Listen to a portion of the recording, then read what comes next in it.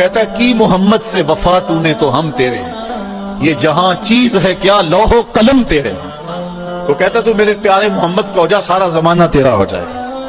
اللہ اکبر۔ حضرت عمر رضی اللہ تعالیٰ عنہ مسجد اقصیٰ میں گئے اور جا کہتے این البلال، بلال کہاں ہے؟ بلال حبشی آئے، فرمایا بلال اذان پڑھو۔ حضرت بلال نے کہا کہ مجھے معاف کیجئے، یہ کسی اور کو کہیے۔ تو لوگوں نے کہا بلال اللہ کا خوف کرو، امیر المومنین کی بات مانو۔ حضرت بلال حبشی بوڑھے ہو چکے تھے اس وقت، آپ کھڑے ہو گئے صخرہ کے پاس اور اذان دینا شروع کر دی۔ میں نے روایت میں پڑھا کہ لہجہ دہلتا ہے کہ جب حضرت بلال کی آواز بلند ہوئی نا اذان میں، تو عمر کی آواز چیخوں میں اس سے بھی بلند ہو گئی اور حضرت عمر رو پڑے۔ حضرت عمر روئے تو سارے صحابہ رو رہے، پوری مسجد اقصیٰ صحابہ کی چیخوں سے گونج رہی ہے۔ ادھر بلال اذان دے رہے ہیں اور ادھر صحابہ رو رہے ہیں۔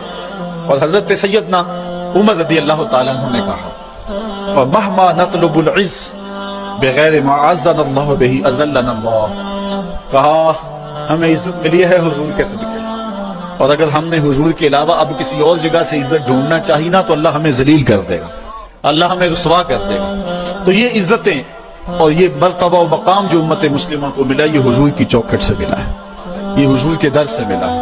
حضرت عمر واپس پلٹے، عرض تہامہ میں رکے اور پھوٹ پھوٹ کے رونے لگے۔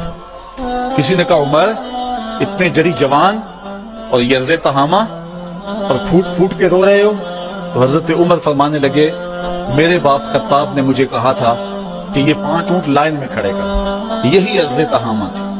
کہتے ہیں میں اونٹ لائن میں کھڑے کرنے لگا تو آگے والا سیدھا کرتا تو پیچھے والا ٹیڑھا ہو جاتا، پیچھے والا سیدھا کرتا تو آگے والا ٹیڑھا ہو جاتا۔ پھر میرے باپ خطاب نے مجھے بڑا مارا اور کہا ایک عرب کے بیٹے ہو کر 5 اونٹ لائن میں کھڑے نہیں کر سکتے ہو؟ کہا ایک وہ زمانہ تھا کہ عمر سے 5 اونٹ لائن میں کھڑے نہیں ہوتے تھے۔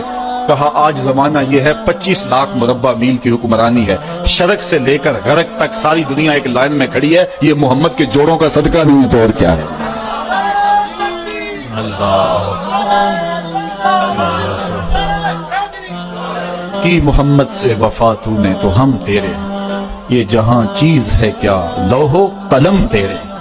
حضور سے وفا کے رشتے کو استوار تو کر کے رکھ۔ حضرت سفینہ رضی اللہ تعالیٰ عنہ حضور کے صحابی ہیں، جنگل میں جا رہے ہیں، ایک شیر نے انسانی بو پائی تو آپ کی طرف دوڑتا ہوا آیا۔ ایک شیر کو آتے ہوئے دیکھ کر کے حضرت سفینہ گھبرائے نہیں ہیں، بلکہ شیر کو کہتے ہیں یا ابا الحارث انا مولا رسول اللہ۔ اور جنگل کے شیر جانتا نہیں میں کون ہوں، میں حضور کا غلام ہوں۔ شیر نے 2 مہلانی شروع کر دی اور آگے چلنے لگا، اور اس نے زبان حال سے کہا اگر تو حضور کا غلام ہے تو میں تیرا غلام ہوں، تو حضور سے وفا کا رشتہ استوار کر کے تو دیکھ، سارا زمانہ تیری غلامی اختیار نہ کر گیا تو کہنا حضور سے محبت کا رشتہ استوار کر، تعلق کا رشتہ استوار کر۔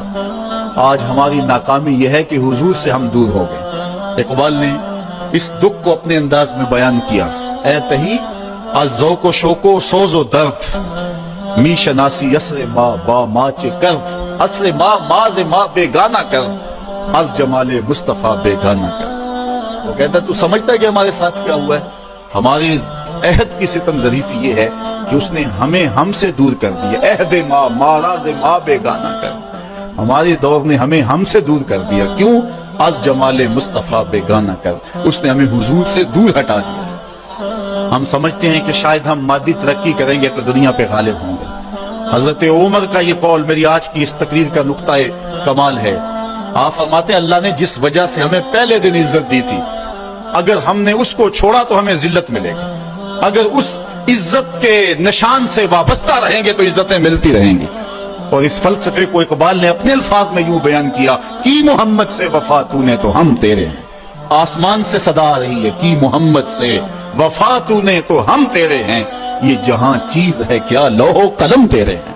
قلم بھی تیرے ہاتھ میں دیں گے، لوح بھی تیرے ہاتھ میں دے دیں گے، پھر اپنی تقدیر خود ہی لکھتا رہنا، جو لکھتا رہے گا وہی کرتے رہیں گے۔ بندے سے خود تقدیر پوچھے گی بتا تیری رضا کیا ہے، یہ مرتبہ نصیب ہو جائے گا تجھے۔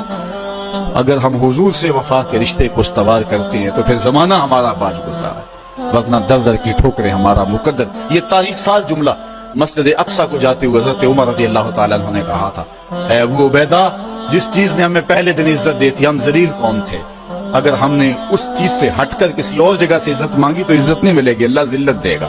اس لیے ہم اگر عزت چاہتے ہیں تو پھر اسی چوکھٹ پہ آنا ہوگا، اور وہ چوکھٹ محمد عربی کی ہے۔ علامہ اقبال بڑا خوبصورت جملہ کہا، مغرب کا فائدہ اس میں ہے کہ وہ آگے کی طرف جائے۔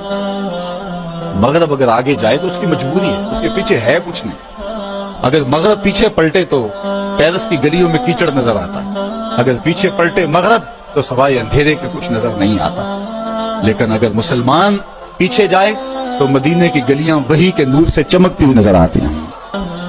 پیرس میں تو اندھیرا ہے لیکن ہمیں بغداد عروس البلاد نظر آتا ہے۔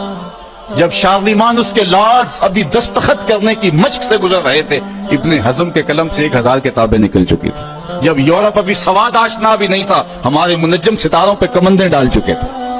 اس لیے ہمیں آگے جانے کی ضرورت ہے، ہمارے تو پیچھے روشنی ہے، ہمارے پیچھے نور ہے، پیچھے اجالے۔ وہ ایک زمانہ تھا کہ بش نے کہا تھا، آپ کو یاد ہوگا 9/11 کے واقعہ کے بعد، کہ ہم تمہیں پتھر کے زمانے میں دھکیل دیں گے۔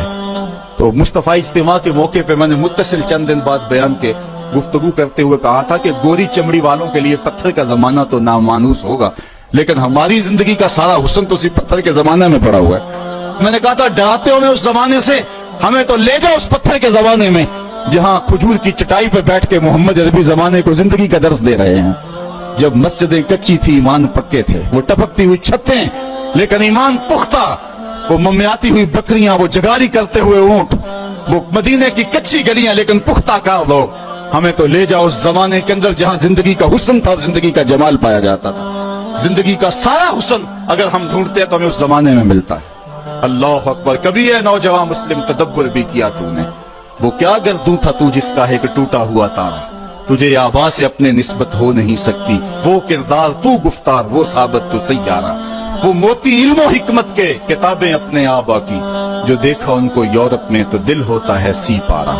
صاحبو آئیے ہم اپنے اس دور کی طرف پلٹنے کی کوشش کریں، اس دور حسین کی طرف، اس خوبصورت زمانے کی طرف، محبتوں کے اس سلسلے کی طرف جہاں نور ہی نور اور روشنی ہی روشنی نظر آتی ہے، جہاں اجالے ہی اجالے نظر آتے ہیں، جہاں محبتوں کے کھلے ہوئے گلاب نظر آتے ہیں۔ ہماری زندگی کا سارا حسن، ہماری زندگی کا سارا جمال اور ہماری زندگی کی ساری روشنی اسی دور فرخ فال کے اندر ہے اور اسی دور حسین کے اندر ہے۔ ہم نے پلٹنا اور اپنے آپ کو کھینچ کے پھر لے جانا ہے حضور کے اس دور کے اندر، جب انسانی زندگی کو بانک بن تھا، جب حضور سے وفا کے رشتے اتنے گہرے تھے کہ عورتیں بھی حضور سے وفا کی بات کرتی تھی اور مرد بھی حضور سے وفا کی بات کرتے تھے، بچے بھی حضور سے وفا کی بات کرتے تھے۔ محبتوں کا سلسلہ، آج وفا کا سلسلہ ٹوٹ گیا۔ آج حضور کی توہین ہوتی ہے تو کسی کو بولنے کی توفیق نہیں ہوتی، جمہوریت پہ بات ہوتی ہے تو سارے بول پڑتے ہیں، اور محمد عربی کو گالی دی جاتی ہے تو کسی کو توفیق نہیں ہوتی ہے۔ ہم سمجھتے ہیں کہ شاید جمہوریت میں ہماری بقا ہے، کوئی سمجھتا ہے کہ ماشاء اللہ نظام کے اندر ہماری بقا ہے۔ اگر ہمیں بقا ملے گی تو محمد عربی کے قدموں سے ملے گی۔ زندگی کا سارا حسن اسی چوکھٹ کے اندر موجود ہے، ہمیں یہاں سے اجالے ملیں گے، جہاں سے روشنی ملے گی۔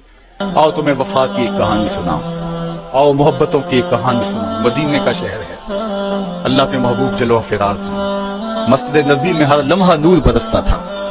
آقا تشریف فرماتے اور صحابہ حضور کے گرد یوں بیٹھتے جس طرح چاند کے گرد ہالہ ہوتا ہے اور بدر تمام کے گرد ستارے ہوتے ہیں۔ آقا واز و تلقین کرتے، لوگ سنتے، من میں اتارتے، روحوں کو تازگی دیتے۔ ایک چھوٹا سا بچہ ہے جو ننھے ننھے پاؤں سے چل کے مسجد نبوی میں پہنچ جاتا ہے، نام اس کا عمیر ہے، وہ مشکل سے بولنا سیکھا ہے اس نے۔ آقا کریم علیہ السلام کی خدمت میں کبھی وہ اپنے چچا جلاس بن سوید کے ساتھ جاتا ہے، کبھی وہ اکیلا بھی چلا جاتا ہے۔